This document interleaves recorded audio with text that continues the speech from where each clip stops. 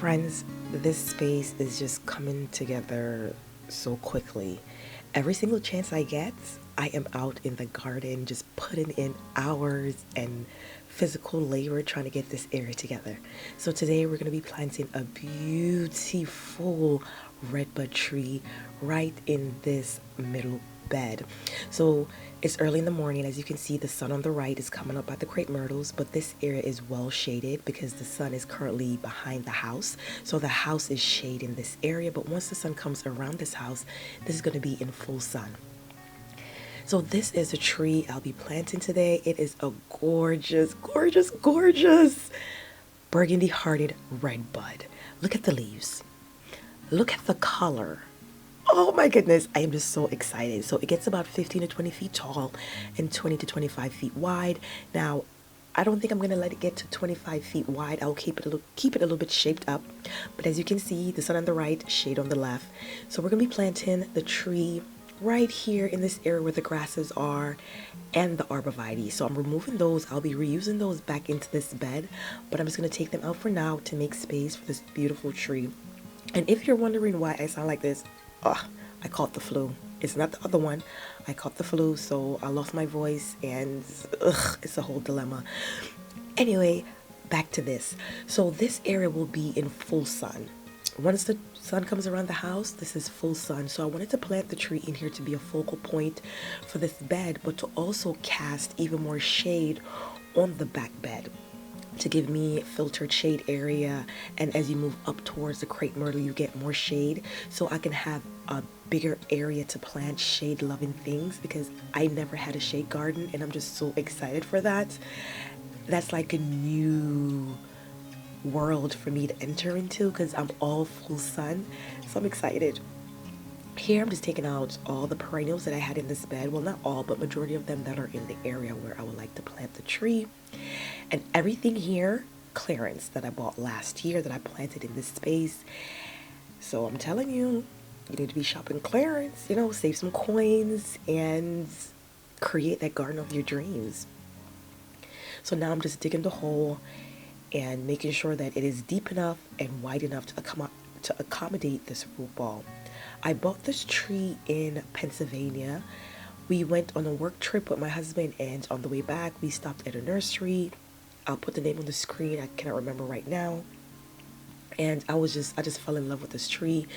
The owner name is Jim. He is amazing. He's very knowledgeable, so kind, so sweet, and I will literally drive an hour and a half again just to shop at his nursery.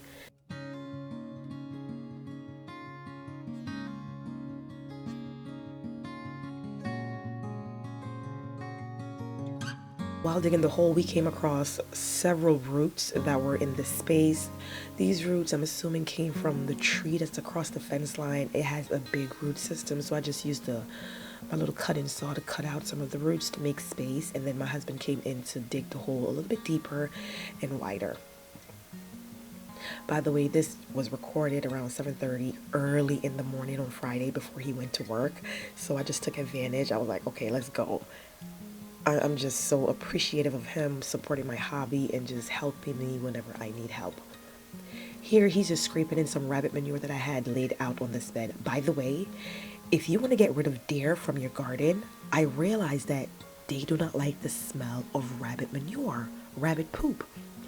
I had cleaned out the rabbit cages and just slather all of my beds with rabbit manure. And this area is where the deer would frequent oftenly, and I realized that I haven't seen them in a while. I haven't seen any marks, any traces of them, and it's because of the rabbit manure. It's just crazy to me. Like, this whole time I have a rabbit manure, and I did not realize, I only use it in my veggie beds, and I did not realize that deer do not like rabbit poop or the smell, because once it starts to break down, it starts to smell like human pee in a way. And many of you used to tell me that just let your husband or your kids pee in certain areas where deer would visit because they do not like the smell or the taste. And oh my goodness, it is working.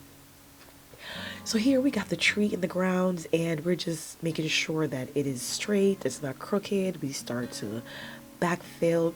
I did not put any type of fertilizer in the hole, just some rabbit manure. I'm trying to use nothing but organic materials in my garden. Not saying that many fertilizers aren't organic, but I rather feed the soil itself, and then the soil in return will feed the plants, if that makes sense. So here I'm just taking a step back just to make sure that the tree is not crooked. It's looking beautiful. It's just perfect where it needs to be.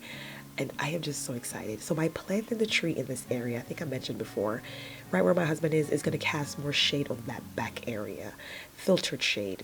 And then as you move up towards the crepe myrtles that are not in frame to the right, it's going to create even more shade. And I'm just so excited.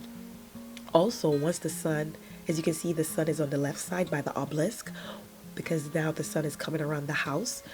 Once the sun is on that side in the daytime and before it gets ready to set in the evening, like around 2 p.m., this tree is going to cast shade to the right where the grasses is, where the grass are, to the right over in that area where we're going to have a sitting area, maybe a pergola, with the fire pit, the whole shebang. And we can just enjoy a nice shaded area. This is I think beside fruit trees, this is the first tree I'm planting on this property since I started gardening. And I just feel so proud. Like I'm maturing in my garden journey, and I'm just so excited.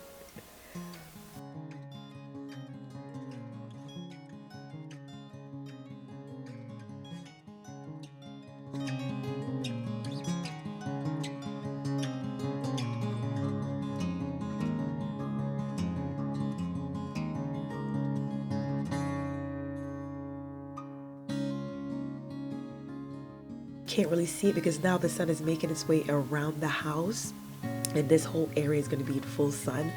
But once it leaves out and it's purple leaves, beautiful.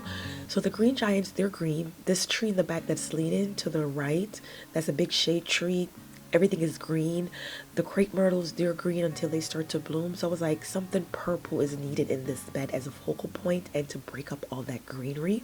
And I'm excited. So to the right where my son is, in that area all the way back there, we're going to create a sitting area with a fire pit and hopefully a pergola. And we're also going to put a fence to separate the sitting area from my garden beds that's beyond the tires and my chicken coop. We're going to work on that area as well, but slow and steady. So I am just so excited about this bed. I'm so excited about this space. It is really, really coming together. So next thing is to plant up some shrubs and some perennials that I already have from clearance from last season in this bed, rearranged everything that I have here. And that frog, by the way, is a fountain that I found when I was cleaning up this back bed. But guys, I can't wait to see you guys in my next video to show you everything that I have planned to plant in this space. Thank you so much for watching. I'll see you guys in my next video. Bye!